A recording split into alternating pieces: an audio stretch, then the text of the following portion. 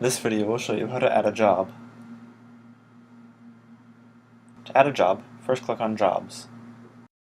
Next, click on New Job. First we'll add basic information about the job. We'll add the client, and select the date.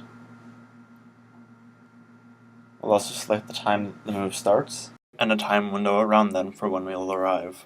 When you're done with this, click on Save and Continue. Next we'll add the address. You can enter the address manually, or you can hit Current Address to add the address of the client. If there are any additional addresses, click Add Address, and if you need to remove an address, click the X.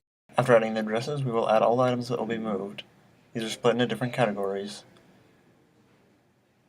To add an item, simply click on it. You can increase the quantity of an item by clicking the plus, or decrease it by clicking the minus. You can remove an unwanted item by clicking X. Next we'll add supplies a client may need, such as boxes or bubble wrap. This is done in a similar manner to the last section. Now we will assign trucks and movers to the job. Select a truck from the drop-down menu, and select the number of movers needed. Next, select the crew members from the list of available crew members for the day. Be sure to assign a foreman and driver for the job.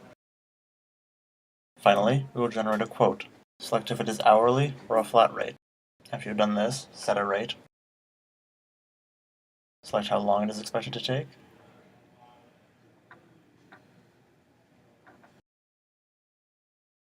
And set an estimated travel time. Add any additional items, such as insurance. And when you are done with all of this, go to the top and click Save. Now you are ready to send your quote. Click on View Quote. Here you can see the quote that you have generated. Now, click on Email. You will see a preview of the email your client will receive. You can choose to set an expiration time on it, and when you're done with all of this, click on Send Email.